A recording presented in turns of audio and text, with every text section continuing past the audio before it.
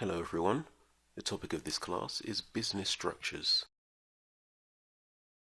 Businesses can be structured in many different ways, depending on their objectives. The structure determines the methods by which the company operates.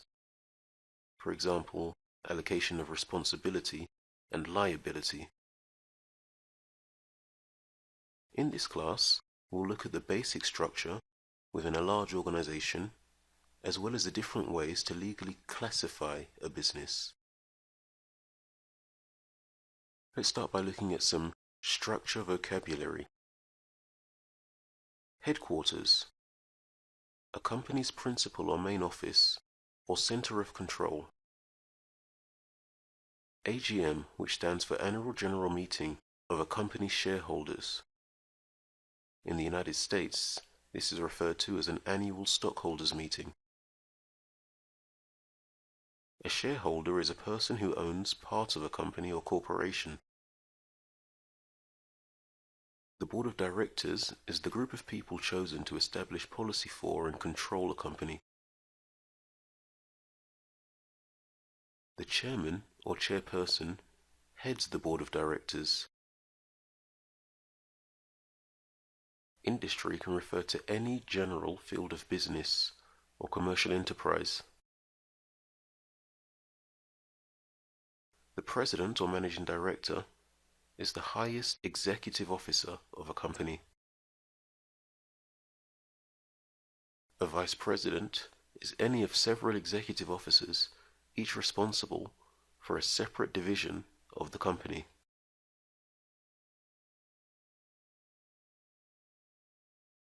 A director is a member of the board of directors. A manager is a person responsible for day-to-day running of a department. The reception is the first point of contact for visitors and clients upon arriving. Self-employed refers to a person earning their living directly from their own profession or business. An employee is a person working for another person or business for pay. An entrepreneur is an individual who organizes and operates a business or businesses, taking on financial risk to do so.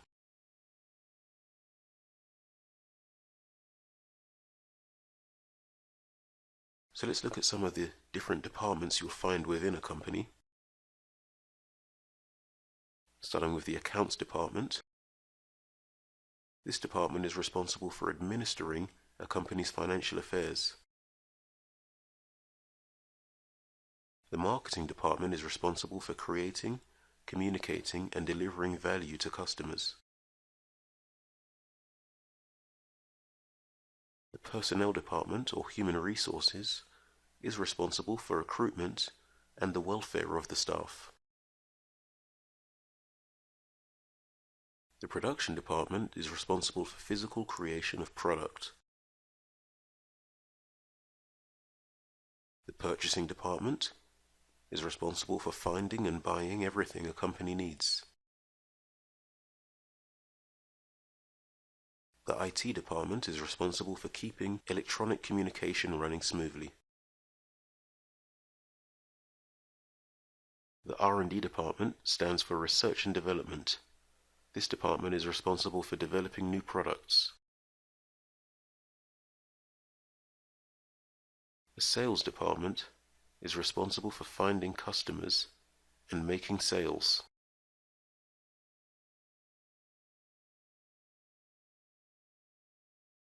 So let's look at a diagram to show the structure within a single organization, starting with the board of directors at the top. Next would be the president or managing director, below which would be the vice president and the manager, followed by the various departments within the organization. Most companies will have a manager for each department, or a vice president heading up each department.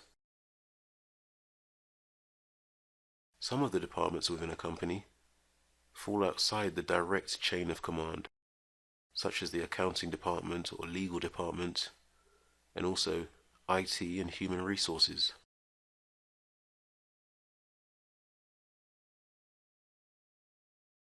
Now let's look at some different types of business structures.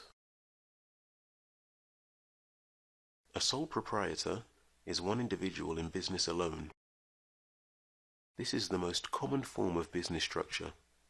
It is simple to form and operate, and may enjoy greater flexibility of management, fewer legal controls, and fewer taxes. However, the business owner is personally responsible for any debt created by the business.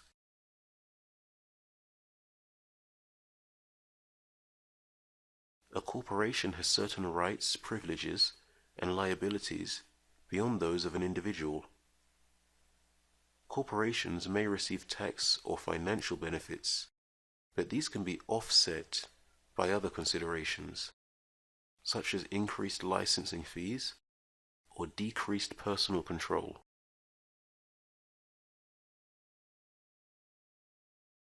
A general partnership is composed of two or more individuals who agree to contribute money, labor, or skill to a business.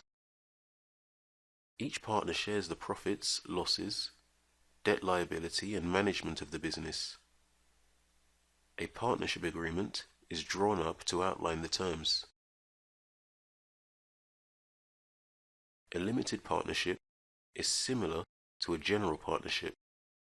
The key difference being it will include one or more limited partners whose losses are limited to the extent of the investment.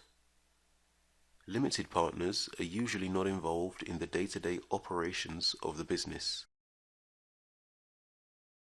A limited liability partnership is similar to a general partnership, except that normally a partner doesn't have personal liability for the negligence of another partner. This business structure is used most by professionals, such as accountants and lawyers.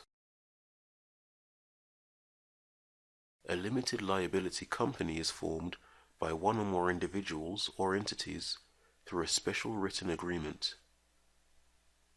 The agreement details the organization of the LLC, including provisions for management, assignability or interests, and distribution of profits and losses.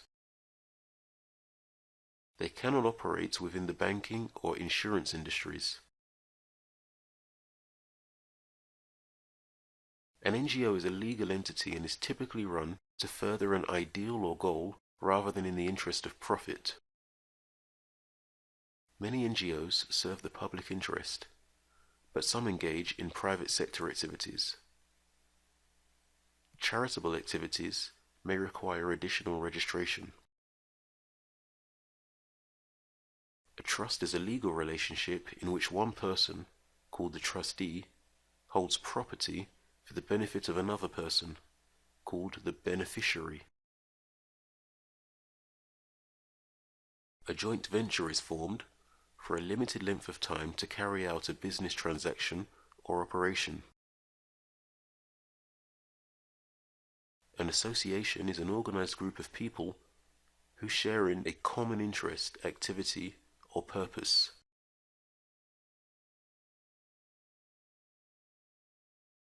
Okay, so now let's review what we've just learned. What is an AGM? What is the responsibility of a vice president and a director? What does the IT department do? Why might an individual want to set up a sole proprietorship? If a person is liable for a company's debt, it means if a person has limited liability, what type of business are they likely to be involved in? An NGO is